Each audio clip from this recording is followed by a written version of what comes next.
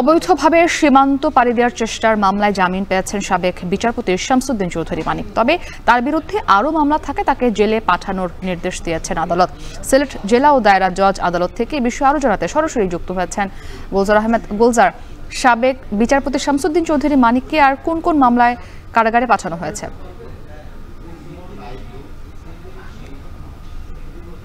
দেখুন, গত 23শে আগস্ট যে সাবেক বিচারপতিকে সিলেটের যে কানাইঘাট উপজেলার দোনা সীমান্ত আছে সেখান থেকে আটক করা হয়। পরবর্তীতে 24শে আগস্ট তাকে আদালতে নিয়ে আসার পর আদালত তাকে জেল হাজতে প্রেরণের নির্দেশ দেন। কিন্তু আদালতে আনাকালীন অবস্থায় বা তার পূর্বে তিনি যে অসুস্থতা ছিলেন সেজন্য হাসপাতাল চিকিৎসাধীন ছিলেন। পরবর্তীতে কিন্তু সিলেটের যে কানাইঘাট থানায় একটি মামলা দায়ের করা হয়, যেটি সীমান্ত অবৈধভাবে পার দেওয়ার অভিযোগে।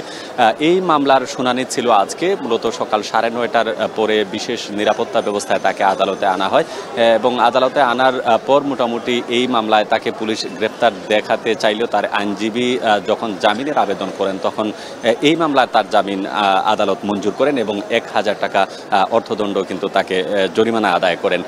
কিন্তু পরবর্তীতে দেশের অন্যান্য যে সকল জায়গায় আরও 2-3টি মামলা রয়েছে, যার কারণে সেই মামলাগুলোতে তাকে আবার পুনরায় গ্রেফতার দেখিয়ে আদালতে তাকে জেলে প্রেরণের নির্দেশ দেন এবং স্পষ্টভাবে এই মামলার কানাইঘাট থানায় যে মামলাটি হয়েছে সেই মামলার জিআরও যিনি আছেন তিনি বলেছেন যে সিলেটের মামলায় তিনি জামিন পেলেও অন্যান্য মামলায় আসামি থাকার কারণে তাকে জেল হাজতে প্রেরণ করা হয়েছে এবং আজকে মূলত সিলেট থেকে সিলেটের যে কেন্দ্রীয় কারাগারে তিনি এতদিন ছিলেন এখান থেকে মূলত তাকে ঢাকায় প্রেরণ করা হবে। যেহেতু মামলাটি ঢাকা এবং কুমিল্লা সহ আরও বেশ কয়েকটি জায়গায় তার বিরুদ্ধে নির্দিষ্ট অভিযোগে মামলা রয়েছে, সেই মামলার আসামি থাকায় তাকে আজকেই মূলত সিলেট থেকে অন্যান্য যে জায়গায় মামলা রয়েছে সেই সংশ্লিষ্ট জেলায় তাকে পাঠানো হবে।